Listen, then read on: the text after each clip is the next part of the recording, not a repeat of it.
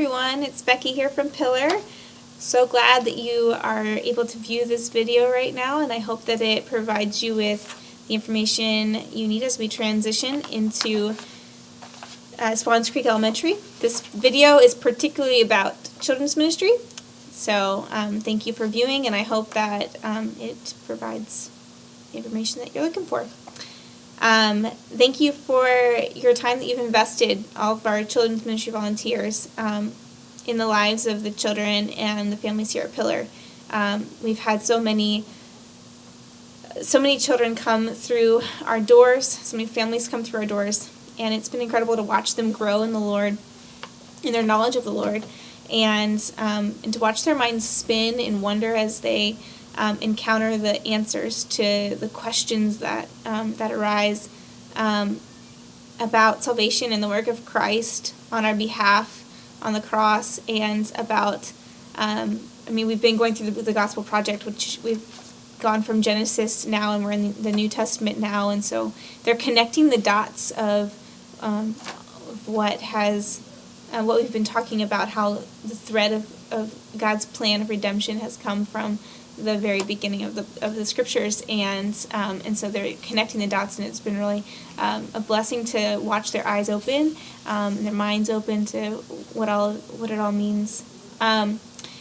As we seek to not only continue serving the children and the parents that come through Pillar's doors, we want to also know how to better serve you as the individuals who take your time and invest your time and your energy into serving.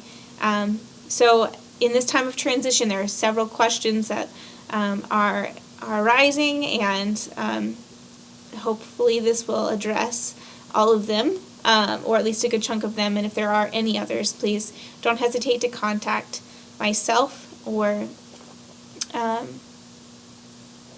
Lisa Turner can answer questions about recruiting and where our needs are. And so here you go. As you can see behind me, this is one of the cases that we'll use to house all of the equipment that we use on Sunday mornings. And not just in our children's ministry, but also throughout the church, in hospitality or our music, or any service needs that we have. Each week we will wheel them in, and our setup crew will wheel them in and set up our classrooms for us. Thank you, setup crew. And then we'll be able to just invest in the lives of the children and their families by focusing our energy and our time in building relationships with those people. So thank you again, setup team. Really appreciate your service. That team is still developing, so if you're not somebody that really wants to do children's ministry, but you would be willing to come and help set up, please see Danielle or Orion Lopes. I'm excited to share with you, though, that in the next month to 2 months, we won't have to set up and tear down our classrooms every week. During the summer break, we'll be able to leave our classrooms set up. This will provide opportunity for us to know what we really need in the classrooms, what we don't need in the classrooms, and to better plan out how to pack in and pack out every week, and then also just give us a little bit of a cushion as we're making the transition from having a building all the time to moving in and out every week, which it's a good challenge to have. In the midst of the transition, you may have noted that we will be turning to one service a week, and there's many of us that are very excited about this because we finally get to be back together again, and that is wonderful. But with that comes a couple challenges on the children's ministry side. We've had 2 services and a full class of kids in each service. So if you can imagine, combining the 2 services now is going to mean that we need more and more teachers in each classroom. So we're hoping to get teams of 3 to 4 individuals, 2 adults and 1 to 2 teen helpers that will be committed to 1 week a month, a designated week in the month, each month, to serve in children's ministry in a particular classroom. One misconception in the transition regarding the return to one service is that since we have been able to source both services, then that means that we must be set and good to go with resourcing just one service, one round a week. But like I said, we need more helpers in each classroom, and we're only asking for a 1 week a month commitment. Because we want us to be able to worship together and in the other 3 weeks of the month, or 4 when there's a 5-week month. So, and it's also not the case that we have enough workers, because in the midst of us transitioning into Swans Creek, we're also saying goodbye to families that are moving to other locations, and also to families that are moving to help our church plants. So, we are actively recruiting more folks to join our team.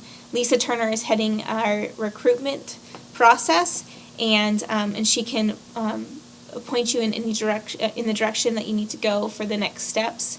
The next steps include completing a background check and a video training series that'll take about an hour, and then there's a short quiz at the end of it.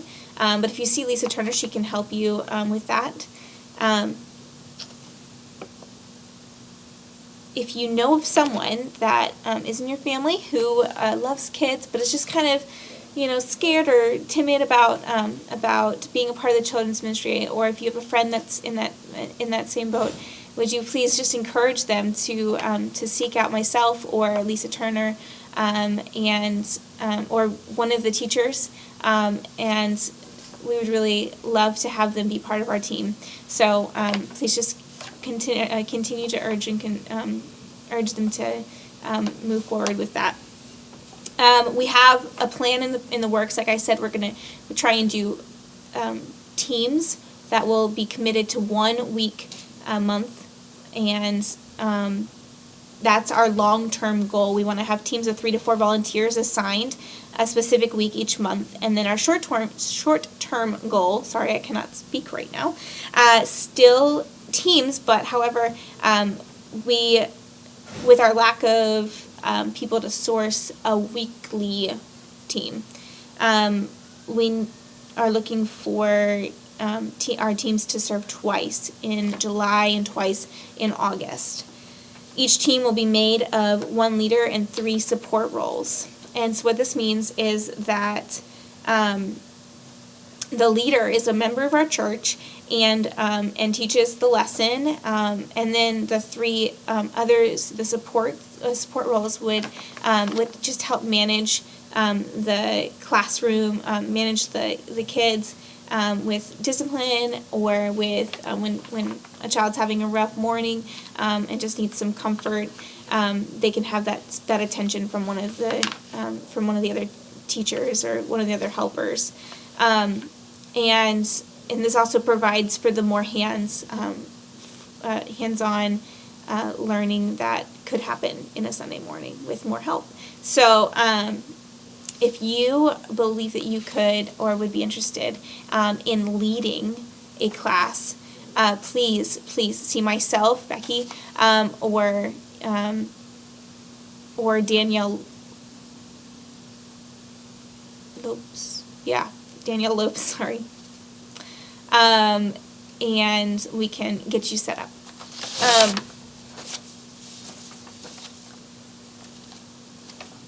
There are probably some questions that you have, okay?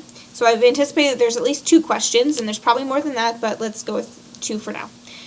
What about non-members? Won't those individuals only be able to serve in the toddler room or the infant room?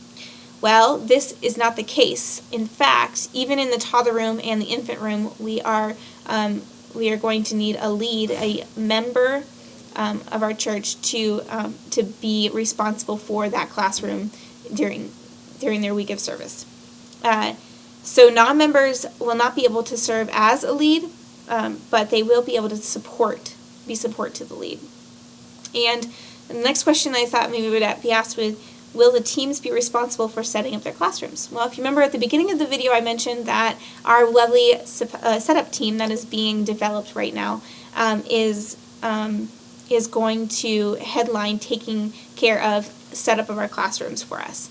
Now, there is a list of priority for setup on a Sunday morning. The music team will be, their equipment will be set up first, but that should be well before you would come in. And if you did come in and your room wasn't set up already, know that you are welcome to set up your room. But that the setup team is just taking care of a list of priority, and they will be there shortly to help you out. And as far as cleanup goes, the boxes and the cases have designated locations for all of the items. And all of these boxes, like the ones that you see behind me, will be labeled and have a list of the items that should be in that box. And so as clean as we can make it, as easy we can make it in cleaning up our classrooms. If the kids are helping to put toys away, if you could help direct them to put the toys in their proper location, that would be of great help for our cleanup crew, our setup and cleanup crew, because as streamlined as we can make it on our end, it's going to help them, and we'll be working together to make this a smooth and easy transition and a continued effort of teamwork, not just relying on the setup and the cleanup crew to clean up and set up, but taking initiative to serve them as well. And so with that, that's all I have for right now. We'll have a list of the proposed crews or teams sent out along with this video. Please review that, and I will call you or talk to you on Sunday, or call you shortly after that, Monday or Tuesday. So thank you.